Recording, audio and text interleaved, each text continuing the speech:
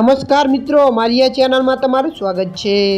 ઉત્તર પ્રદેશના બરેલીમાંથી મુખ્યમંત્રી યોગી આદિત્યનાથને જાનથી મારી નાખવાની ધમકી મળી છે।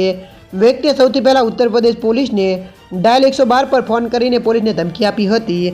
ત્યારબાદ 26 જાન્યુઆરીએ તેણે મુખ્યમંત્રી યોગી આદિત્યનાથને મારી નાખવાની ધમકી આપી હતી।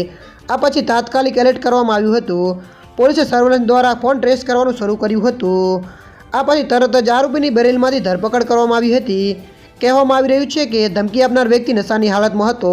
ખેતરમાં બેસીને તેણે 112 નંબર ડાયલ કરીને ધમકી આપી હતી। ત્યારે મિત્રો વધુ આપને જણાવી દઈએ કે બરેલી ઇજ્જતનગર પોલીસ સ્ટેશન વિસ્તારના અનિલ કુમારે મંગળવારે સાંજે ડાયલ 112 પર ફોન કર્યો હતો।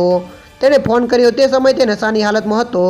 ખેતરમાં બેસીને તેણે ડાયલ 112 પર ફોન કર્યો હતો।